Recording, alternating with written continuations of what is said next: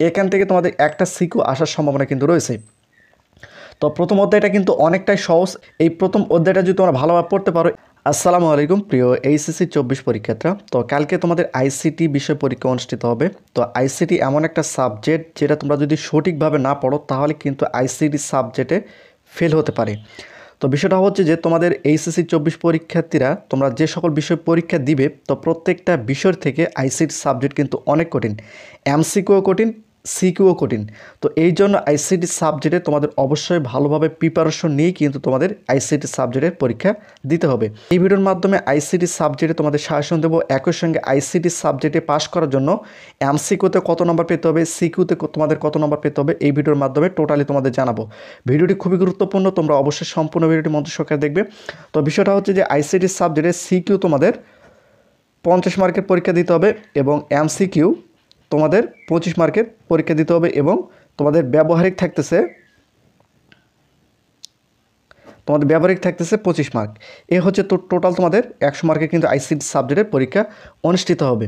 তোমরা যদি আইসিটি সাবজেক্টের ভালোভাবে প্রিপারেশন না দিয়ে পরীক্ষা দাও, সেক্ষেত্রে কিন্তু আইসিটি সাবজেক্টে কিন্তু ফেল আসার সম্ভাবনা থাকে। তো আমি এই জন্য তোমাদের বলতেছি আইসিটি সাবজেক্ট কিন্তু অনেক কঠিন। আমি তোমাদের বলতেছি বিগত সালের প্রশ্নপত্রগুলো যদি তোমরা দেখো তাহলে তোমরা বুঝতে পারবে। এবং আইসিটি সাবজেক্ট যে সৃজনশীল প্রশ্নগুলো আসে সেগুলো কিন্তু তোমাদের অবশ্যই ভালোভাবে পড়ে যেতে হবে। ক, খ, গ, ঘ 4টা প্রশ্ন তোমাদের ভালোভাবে পড়ে যেতে হবে। খও তুমি বানিয়ে লিখতে পারবে না, গও তুমি বানিয়ে লিখতে পারবে না, ঘও কিন্তু তোমরা বানিয়ে লিখতে পারবে না। এই জন্য তোমাদের অবশ্যই আইসিটি সাবজেক্টটা ভালো একটা প্রিপারেশন নিতে হবে। তো আইসিটি সাবজেক্টে পাস মার্কের বিষয়টা আমি ভিডিও শেষের দিকে তোমাদের বলতেছি। প্রথম অবস্থায় দেখো, আইসিটি সাবজেক্টে তোমাদের কিন্তু 5টা অধ্যায় থেকে তোমাদের সৃজনশীল প্রশ্ন এবং এমসিকিউ প্রশ্ন তৈরি করা হবে। তো প্রথম অধ্যায় তোমাদের রয়েছে দেখো, তথ্য ও যোগাযোগ প্রযুক্তি এবং বিশ্ব ও বাংলাদেশ প্রেক্ষিত। এখান থেকে তোমাদের একটা সিকিউ আসার সম্ভাবনা কিন্তু রয়েছে। তো প্রথম অধ্যায়টা কিন্তু অনেকটাই সহজ। এই প্রথম অধ্যায়টা যদি তোমরা ভালোভাবে পড়তে পারো, এখান থেকে যদি একটা সিকিউ অর্থাৎ সৃজনশীল প্রশ্ন আসে তাহলে কিন্তু একটাই তোমরা 10 মার্ক এখানে পাচ্ছ। তো প্রথম অবস্থায় আইসিটি সাবজেক্টের লিখিত এবং এমসিকিউতে পাস মার্কটা তোমাদের তুলতে হবে। তো যদি তোমরা প্রথম অধ্যায়টা ভালোভাবে পড়ো তাহলে এখান থেকে তোমরা কিন্তু একটা সিকিউ প্রশ্ন কিন্তু কমন পাচ্ছ। সঙ্গে দ্বিতীয় অধ্যায় যদি তোমরা পড়ো তাহলে এখান থেকে তোমরা একটা অথবা দুইটা সৃজনশীল প্রশ্ন কিন্তু কমন পাবে। বিশেষ করে 2টা করে সৃজনশীল প্রশ্ন আসে দ্বিতীয় অধ্যায় থেকে। তো এখানে কমিউনিকেশন সিস্টেম অ্যান্ড নেটওয়ার্কিং। তো দ্বিতীয় অধ্যায়টা তোমরা যদি ভালোভাবে পড়ো সেখান থেকে তোমরা হয়তো 2টা সিকিউ পাবা।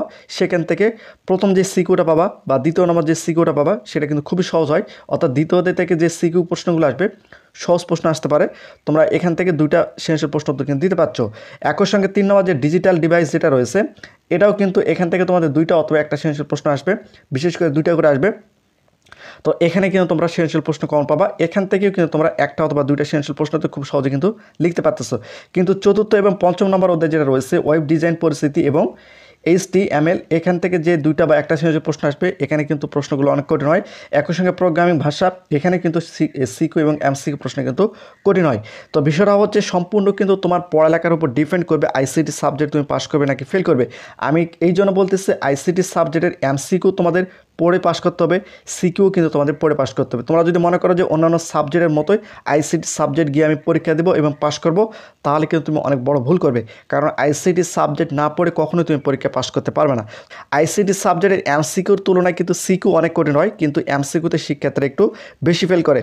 এই ভিডিও তৈরি করার উদ্দেশ্য হচ্ছে তোমরা সতর্ক হতে পারবে। একই সঙ্গে তোমাদের আইসিটি সাবজেক্ট প্রথম এবং দ্বিতীয় অধ্যায় থেকে যেগুলো তোমরা পড়বা এবং কয়টা করে সৃজনশীল প্রশ্ন আসবে সেগুলো কিন্তু আমি তোমাদের এখানে পরিষ্কার করে দিলাম, যাতে করে প্রত্যেকজন শিক্ষার্থী আইসিটি সাবজেক্টে যেন ভালো একটা রেজাল্ট করতে পারে। তো আইসিটি সাবজেক্টে পাস মার্কের বিষয়টা একটু তোমাদের পরিষ্কার করে দেয়। দেখো, আইসিটি সাবজেক্টের সিকিউ তোমাদের 50 মার্কের পরীক্ষা দিতে হবে। 50-এর মধ্যে যদি তোমরা 16 নম্বর তুলতে পারো তাহলে কিন্তু আইসিটি সাবজেক্ট লিখিততে তোমরা কিন্তু পাস করতে পারবে। 50-এর মধ্যে যদি 16 নম্বর তুলতে পারো তাহলে কিন্তু তোমরা সিকিউ অর্থাৎ সৃজনশীলে পাস করতে পারবে।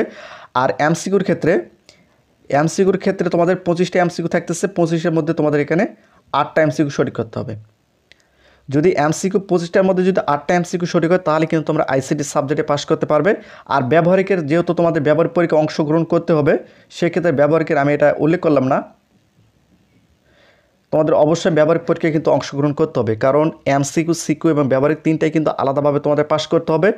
কারণ আইসিটি সাবজেক্টে ফেল করার একটা কারণ হচ্ছে যে আইসিটি সাবজেক্টের প্রথম পত্রই শুধু রয়েছে, বা আইসিটি সাবজেক্ট একটাই সাবজেক্ট কিন্তু এর দ্বিতীয় পত্র নেই। যদি দ্বিতীয় পত্র থাকতো সেক্ষেত্রে প্রথম পত্র দ্বিতীয় পত্র নম্বরটা একত্রিত হয়ে কিন্তু পাস হওয়ার চান্সটা কিন্তু অনেক থাকে।